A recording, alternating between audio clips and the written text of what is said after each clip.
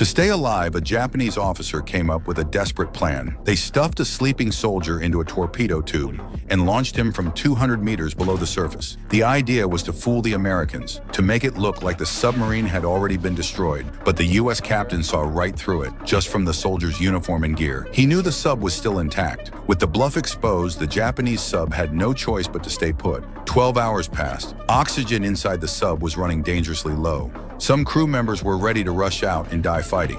One of them tried to open the hatch, but another crew member stopped it. In the struggle, a metal tool fell to the ground, and the loud clang was picked up by the American sonar. The U.S. destroyer responded fast, dropping depth charges right away, but the sub was too deep.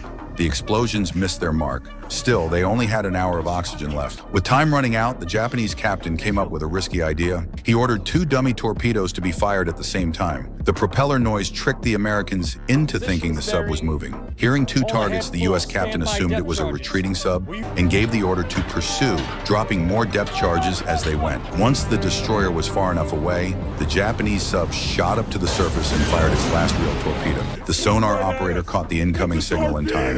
The U.S. captain ordered full reverse, but it was too late. The torpedo struck the rear of the ship. Luckily, it didn't damage the engine. While the crew scrambled to put out the fire, the Japanese sub surfaced. The destroyer quickly turned its guns toward them. With no options left, the Japanese captain ordered his men to abandon ship. But then, he received a message. Japan had officially surrendered. He stood frozen, torn between duty and despair. He was ready to go down with the Americans. But just then, a beam of light flashed from the U.S. ship. Morse code, surrender now. He looked up at the sky. Orion sparkled above the ocean. And in that moment, he quietly set his pistol down.